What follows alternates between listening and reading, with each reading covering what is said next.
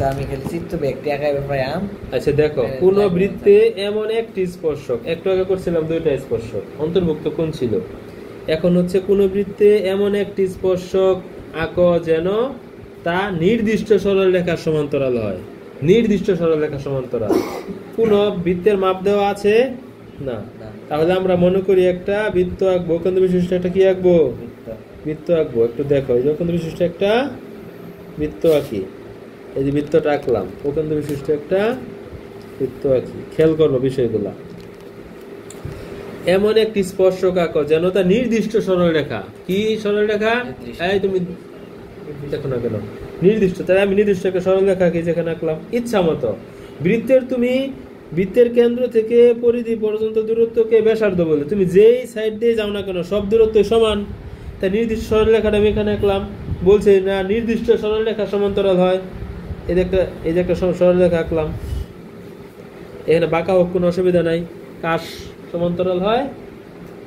নির্দিষ্ট। বলছে এমন একটি স্পর্শক আঁকো যেন তা নির্দিষ্ট সরলরেখার সমান্তরাল হয়। তাই আমি একটা নির্দিষ্ট সরলরেখা আঁকলাম, পি আর কিউ।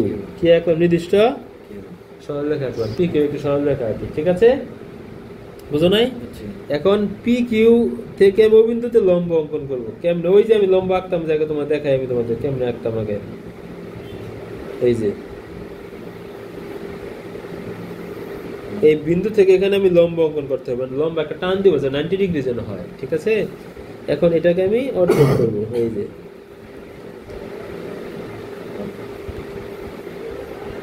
এই যে ব্যাসার্ধটা ছিল, তোমরা যদি দশম শ্রেণীতে পড়ো এটা তো বুঝোই তোমরা ইনশাল্লাহ। এই যে চাপ আঁকলাম। এখন এখানে বিন্দু বরাবর এখানে আমি একটা কি আঁকবো, এখানে একটা বিন্দু দিয়ে এনে সেট করছে যেখানে। তারপর এখানে ধরবো আমি পেন্সিল পরিমাণ জায়গা সামনে রাখবা। এই যে একটা লম্ব আঁকলাম। কিন্তু আমাকে যে কথা বলা ছিল নির্দিষ্ট সরলরেখার জন্য সমান্তরাল হয়, তা আমি তো এই সরলরেখা রাখছি যে এটা পি কিউ। এখন এর সমান্তরাল আঁকুন লাগবো। কত সুন্দর কথা, যদি তুমি বুঝতে পারো। পি কিউটা কি সরলরেখা না? এখন আমাকে স্পর্শক আঁকতে হবে। কার? বৃত্তের। যেন ওই বৃত্তের স্পর্শকটা যেন এই সরলরেখার সমান্তরাল হয়। সমান্তরাল কি? সমান্তরাল হচ্ছে দুইটি রেখার মধ্যবর্তী দূরত্ব সমান। তাহলে আমি একটা সরলরেখা আঁকছি, বৃত্তের স্পর্শক অঙ্কন করছি। তো বৃত্তের একটা স্পর্শক যে অঙ্কন করব, এমন স্পর্শক অঙ্কন করব যেন তা এই রেখার কি হয়? সমান্তরাল হয়। তা আমি এখন এখানে একটা লম্ব আঁকবো।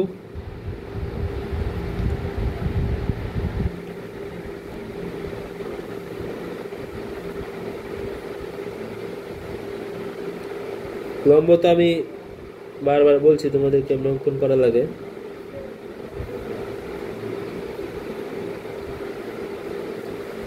এই যে লম্বটা অঙ্কন করবে এখন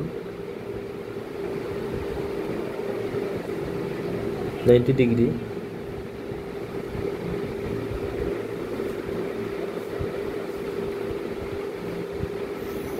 এই দেখো, এটা কি স্পর্শক হয়নি? এই লম্বটার নাম দিলাম এবি। লম্ব আঁকলাম, এখানে লম্ব আঁকছি। কথা বুঝছো? তাহলে এই যে স্পর্শকটা, এই স্পর্শকটার নাম দিলাম সি। সি বিন্দুতে একটি লম্ব আঁকি। কি লম্ব? ও সি এ লম্ব আঁকি। কথা বলা বুঝো? ও সি এ লম্ব আঁকি। এ সি কে বর্ধিত করি বি পর্যন্ত, মানে লম্বা করি। লম্বটা যেখানে আঁকছি। এখন কি এই সি বিন্দুটাকে আমরা এবি রেখাটা কি বৃত্তের স্পর্শক হয়নি? না, হয়নি। এবং এই স্পর্শকটাকে এই রেখা সমান্তরাল না? এই মাঝখানে দূরত্ব সমান।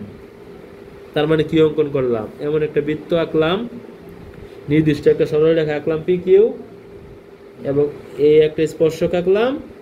এই দুইটার মাঝখানে কি হইলো? সমান্তরাল হইলো এবং স্পর্শক হইলো। তো প্রশ্ন তো কি ছিল? কোন বৃত্তে এমন একটি স্পর্শক আঁকি যেন তা নির্দিষ্ট সরলরেখার সমান্তরাল হয়। তাহলে এই যে নির্দিষ্ট সরলরেখা, এই যে স্পর্শক, সমান্তরাল, তিনটা পয়েন্ট: নির্দিষ্ট সরলরেখা, এবি স্পর্শক এবং সমান্তরাল।